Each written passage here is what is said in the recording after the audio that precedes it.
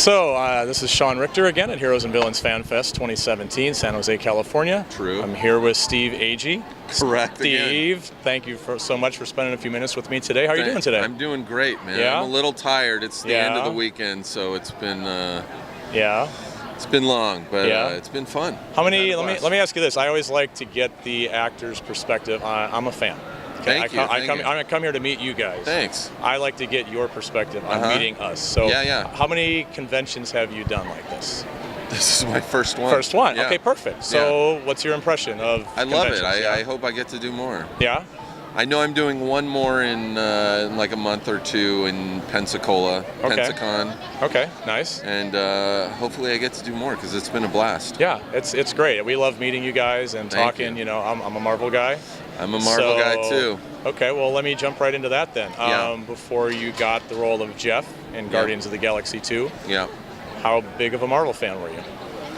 I was never a comic book guy. I somehow missed the boat on buying comics. I don't know how that happened. That's me too. All my friends were into it, and I never knew that. Yeah. But I loved the movies. I mean, going all the way back to like the Superman movies, and I know that's DC, but I think Batman's always been huge for me, but lately it's been all Marvel. Like Marvel has just been destroying it movie-wise ever since Iron Man, you know? Yeah. But yeah, my knowledge of superheroes and comic books has always been the basic. I know who Superman is, Batman is, Spider-Man. Right. All the big names, yeah. Yeah, and when James signed on to do Guardians of the Galaxy, and he made that announcement, I was like, who? I didn't know. He was like, I'm doing this big movie. It's called Guardians of the Galaxy.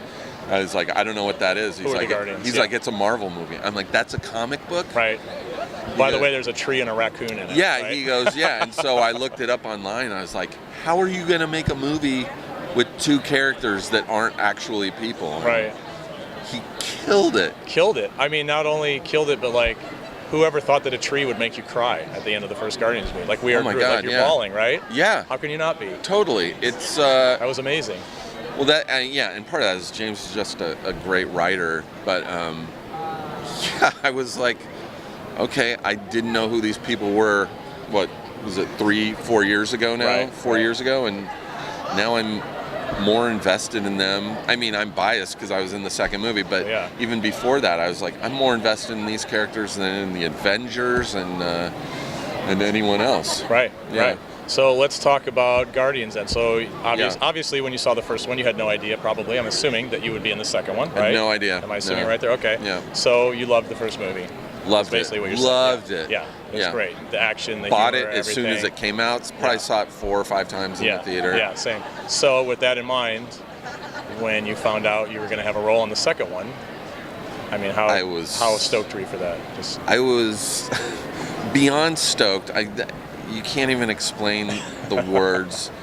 But also, like, I wasn't like jumping up and down because I was like, this isn't going to happen. I was like, something will happen. You just thought you wouldn't end up, you'd get cut or something. Or like the studio will be like, who? Yeah. No, we can get someone like bigger to play this absolutely tiny part. But it was really surreal, and it didn't, really hit me until we went to Atlanta in January of 2015 when we shot it, and went to do like the tests, like the camera tests, and try out our costumes and our makeup and everything. And I was like, oh my God, this is really happening. I'm wearing a Ravager's costume. Yeah, and, that was kind of what I was leading into, was like the first time that you and Shawn and all the Ravagers were in the same room, fully dressed together. Well, that was, amazing. For the second movie, that was in Atlanta, and that was January. We all showed up at the same time for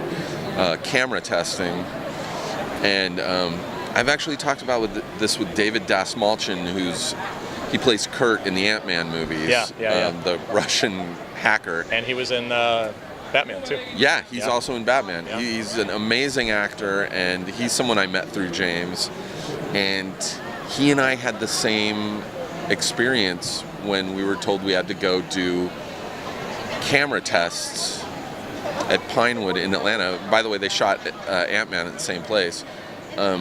We both thought we were still trying out for the parts. Oh, really? Like, I thought a camera test was like just they were seeing if they wanted me to do the movie. Like, we got to see film. Yeah, we got to see how he is on film if we want. Yeah. I thought I was still auditioning. When it was like, no, you have the part. We want to see how your makeup and costume looks. Right.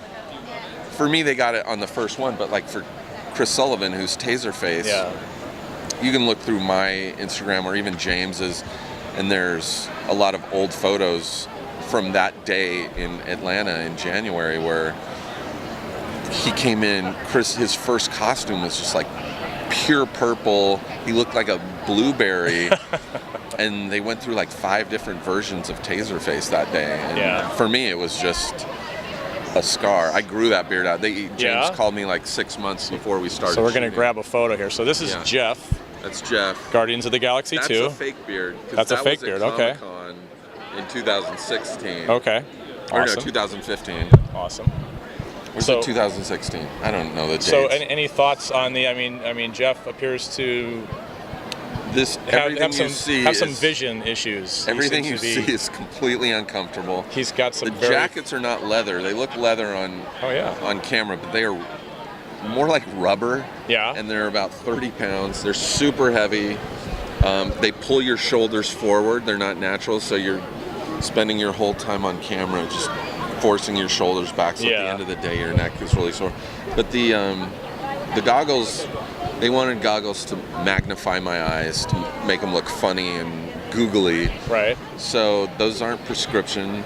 I couldn't see at all through those. I was going to ask that because you wear glasses. So if there's scenes where I'm walking, I would go through and I would measure out my steps and then go back and put the goggles on because I couldn't see. It looks funny. And there's lights inside the goggles, so you can see my eyes. I never really noticed that until I look at the pictures now. Yeah, there's totally lights inside. You can see in some of these that my eyes are lit up, and that also made it hard to see because there's lights shining into my eyes.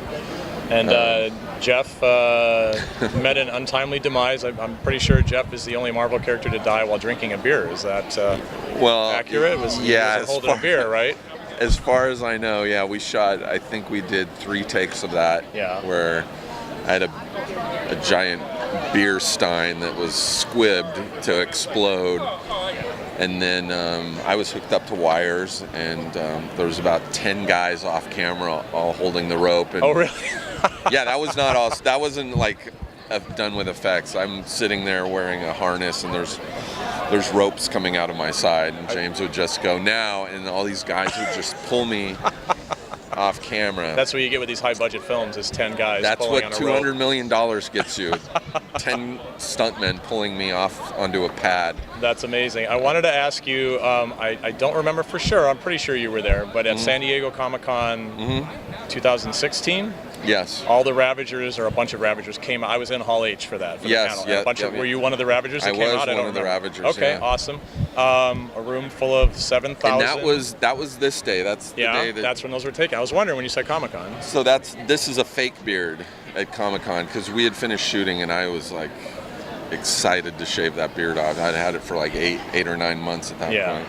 So I was going to ask you, how fun was it to be on that stage with 7,000 crazy Marvel fans screaming? It was. I've never experienced anything like that. It was awesome. And James came out like a rock star, like screaming at people, and you guys. Oh my God! Actually, it was great. Shawn, and I don't know which Ravager it was.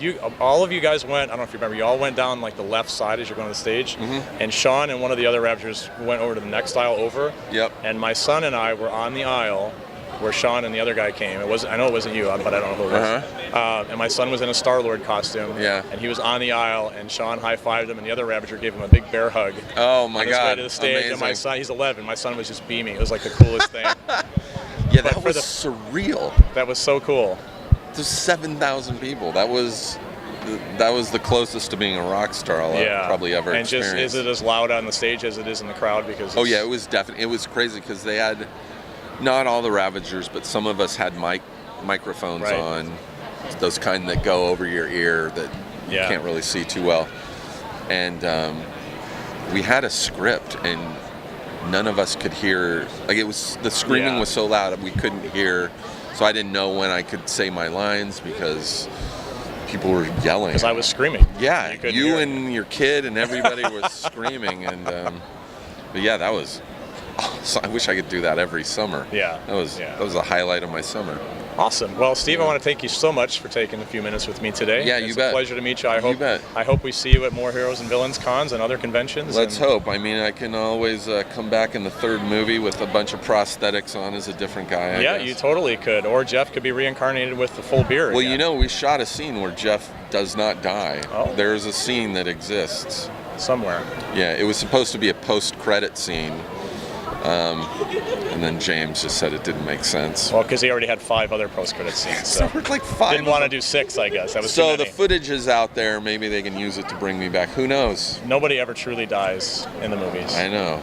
All right. Thanks, Steve. I appreciate your time. Great to meet you. All right. Thanks a lot. All right. Bye. Hi.